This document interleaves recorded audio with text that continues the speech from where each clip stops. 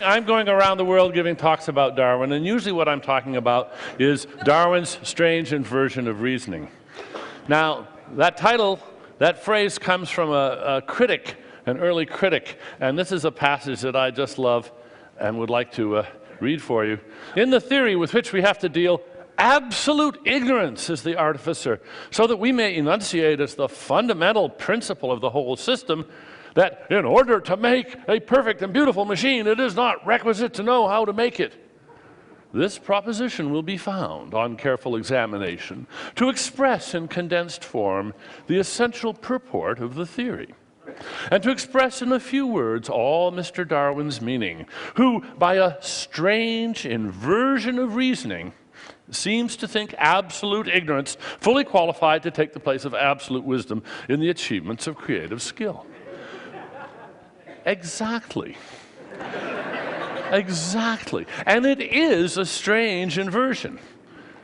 A creationist pamphlet has this wonderful page in it.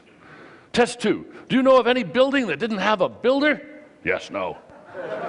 Do you know of any painting that didn't have a painter? Yes, no. Do you know of any car that didn't have a maker? Yes, no.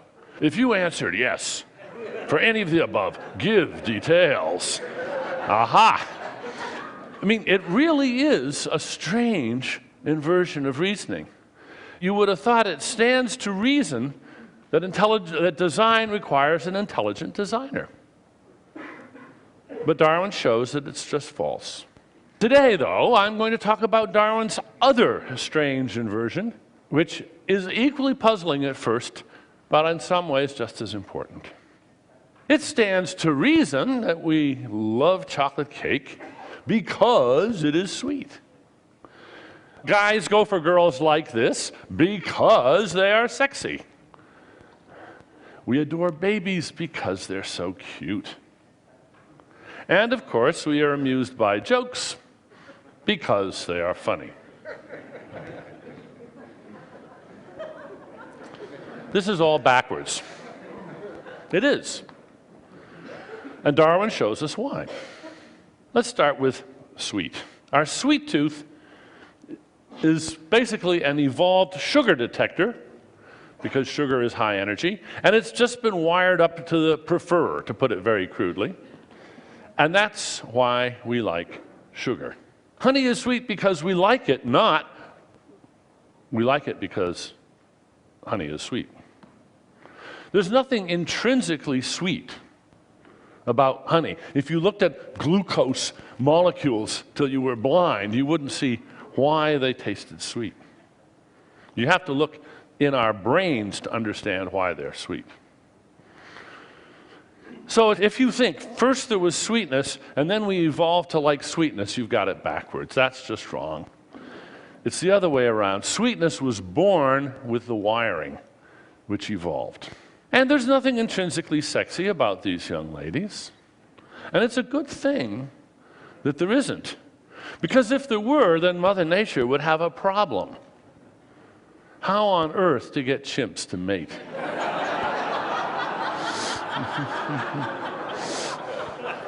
Now you might think, there's a solution. Hallucination. That would be one way of doing it, but there's a quicker way. Just wire the chimps up to love that look. And apparently they do. That's all there is to it. Over 6 million years, we and the chimps evolved our different ways. We became bald-bodied, oddly enough, for one reason or another. They didn't. If we hadn't, then probably this would be the height of sexiness.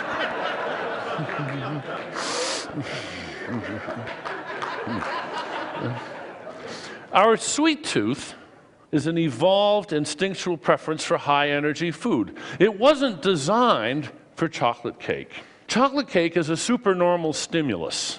The term is owed to Nico Tinbergen, who did his famous experiments with gulls, where he found that that orange spot on the gull's beak, if he made a bigger, oranger spot, the gull chicks would peck at it even harder. It was a hyper stimulus for them, and they loved it. What we see with, say, chocolate cake is it's a supernormal stimulus to tweak our designed wiring.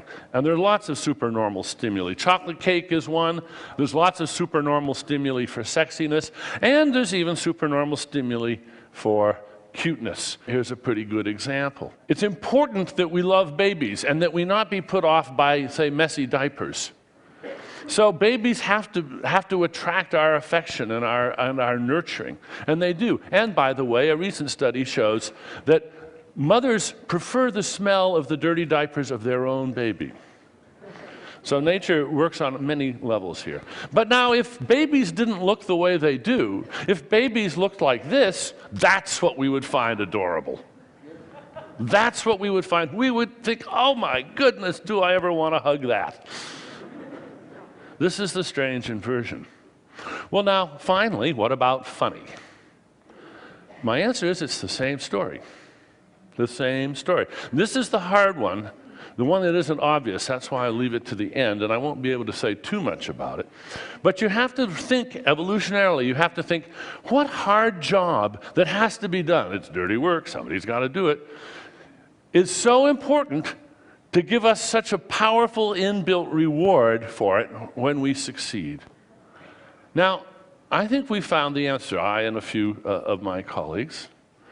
It's a neural system that's wired up to reward the brain for doing a grubby clerical job.